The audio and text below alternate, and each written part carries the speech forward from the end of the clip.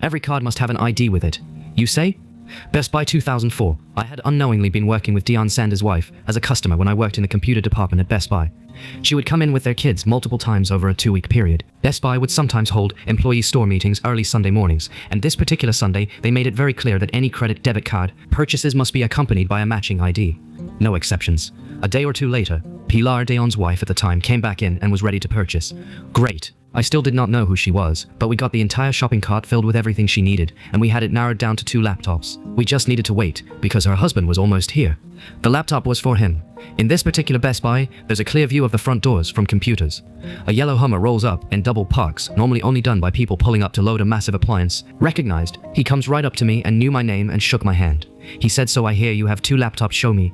He picked the one he wanted, and then told me he was giving me his card and was leaving, but Pilar would handle the rest. He handed me his debit card, and sure enough, Deion Sanders, in all caps, "Cue malicious compliance." I said, "Deion, look, I know who you are, obviously.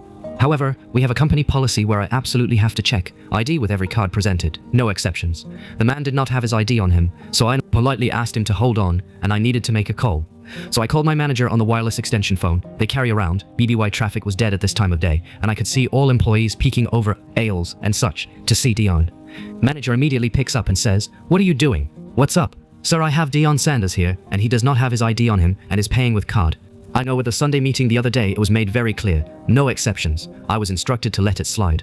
Deion did get a kick out of it though, so I will never forget this. We laughed about it and I explained, and it was a great time. I wonder if he remembers this as the time he got asked for ID to confirm his identity, or when it's ever happened before. The cool part was that Sunday on SportsCenter, Best Buy's logo was front and center at the sportscaster's table, and Deion showed off his brand new 13-inch super thin laptop he got at Best Buy. Haha, I sold him that laptop.